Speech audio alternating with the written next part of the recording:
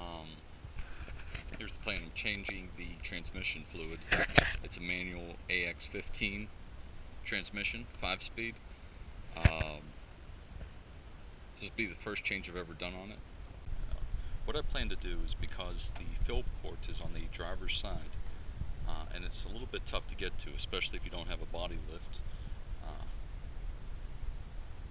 is use this tubing here. I went to Home Depot and bought 10 foot of tubing, and that's more than enough. I'll have to probably cut it down, but I'll route it down through the side here, through the driver's side, and fill from up here. So that's the plan. Okay, probably one of the first things you always want to do is make sure that you can get the fill plug out of the vehicle that you're working on. There's no sense in draining the fluid if you have troubles with the fill plug. Either it's stripped, just spins in place, it's broken. I guess it could be different transmissions will have different fill plugs, so you name it. Maybe it's, God forbid, it's an Allen key and that's stripped off inside. You're gonna have to figure out a way to get it out first. So you really don't want to drain it, especially if you're only running a vehicle at the time. So here's what I do. I have a blacktop driveway, and not only is it not fun to slide around on, but it's a little bit uncomfortable too. I will work on it once in a while, but if I can, I save this large piece of cardboard for a number of jobs. Let's go underneath. Now, obviously we're looking at the front of the Jeep. Let's go underneath and see if we can find the fill plug on this thing. Test it out, take it out while I'm under here because I'm changing it. There it is, right here. So here's the oil pan. There's an exhaust. It's a 4.0 liter, 1991. Here's the edge of the transmission. And I don't know if you can see that. I don't know if it's too dark. That seems to be the fill plug. 15/16. Alright. Maybe I can do it with the other hand. Let's see. So I want to clear the transfer case cover. I don't want to bash my hand off it, so I'm going to grab the very bottom. It feels like it did it. I should probably have my drain here. So the drain plug. Drain plug is on the passenger side. And I used, I don't know if you can see it here,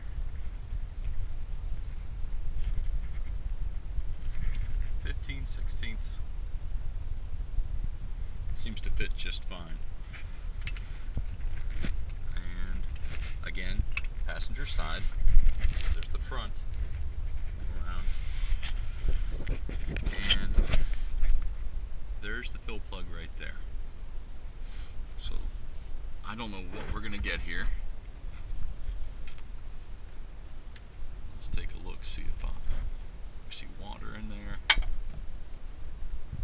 It's just a little milky. I have no clue where it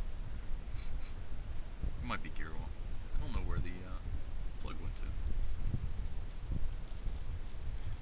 This right here is why people say route a piece of flashing or a piece of aluminum or some maybe plastic and have it poured down over. I don't mind the drip as much, but some people may, and probably in the future when I do this I'll use something to route that fluid, but for now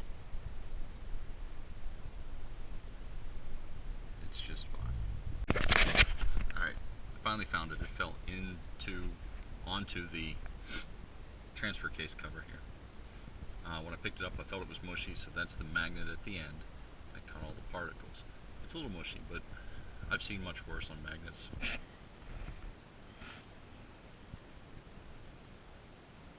Silver stuff.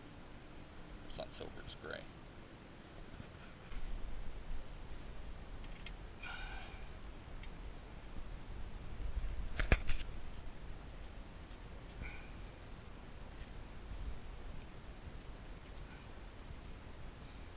If you're new to this, I highly suggest you not get too excited. I know I did when I was young, and I think a lot of people have, or you know, they get in the moment, maybe they're not excited, but they get so good at it that they want to do it faster and faster and just get oil changes and such done. And you end up saying, hey, I'll get that. I'll get to the tightening phase later. But sometimes you never do, and then the plug is either loose or you forget to put it in. So you always want to make sure that while you're down here, you tighten in the fill plug either for the oil pan or for the transmission. There it is. Okay, so I'm reaching up into the engine compartment. This is already sticky from something. And that's the plan. That is the plan. Boy, I wish I had some way of holding this in there. It's going to be in there about 2 inches. I've got the drain pan set up for overflow, which I think I'm planning on. Fill cap. I cut this fill cap from the Pennzoil. Wow, I could probably go larger.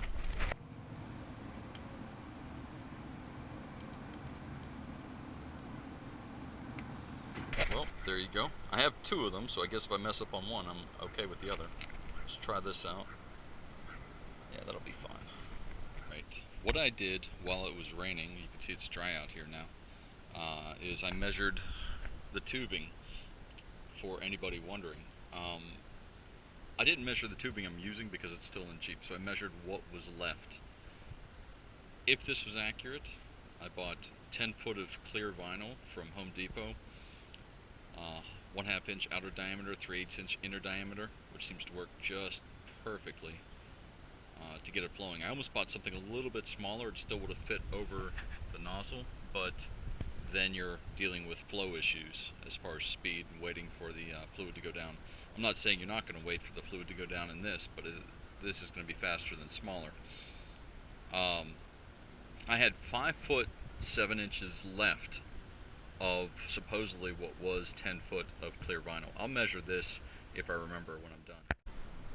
I didn't want that slack in the tubing anymore, so I've got a wood block here. You could use hangers, you could use whatever to hold it up. You could do this beforehand just to make sure you have a gentle slope or a good slope down into the transmission. So I've got this wood block sitting on top of the front drive shaft, and it's holding the hose up, so the fluid should go back down in better. What that means is that when we start overflowing and I see it's pouring out, we're not going to have a bunch left in that tube just holding there waiting to pour out when I pull the tube too. Hopefully. Now for the last bottle of Pennzoil Synchro Mesh. If it's not overflowing, which it isn't, I can't see any drips, we're doing great. Here's the hose. I measured it. 4 feet, 4 inches. Seems perfect.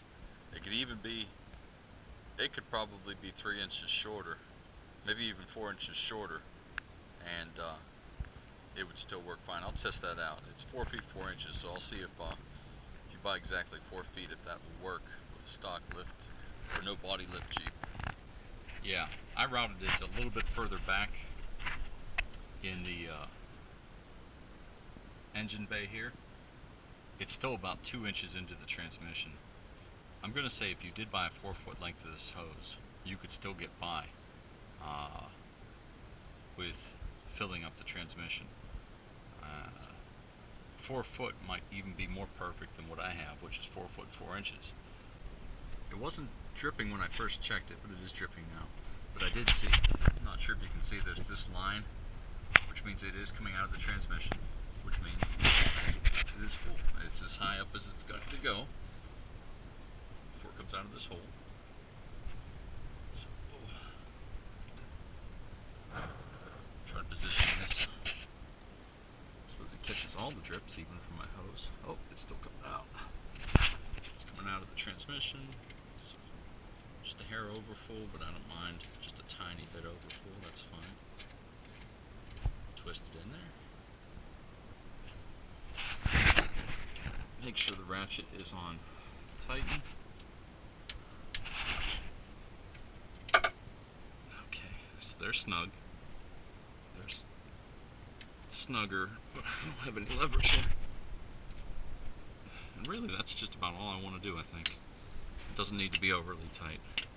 The block of wood I used is really just for my fence post that was cut off. I've had this for a few years. I keep it with me at all times in the Jeep. It's, you know, it's lightweight, it's disposable. If somebody were to steal it, that's fine. But it's a great wheel chock for the Jeep in case I ever have to jack it up for any reason and block a wheel. So I think I showed it doesn't take much to change the transmission fluid or gear oil on one of these Jeeps. I had one ratchet. You can either use a 15/16 inch socket. You can use a 24mm socket from what I've read. A catch basin, paper towels, copious amounts of paper towels. It's great if you have work gloves like I did to keep your hands clean. Gear oil, somewhat unlike motor oil, really stinks after it's been used, so you want to make sure that you have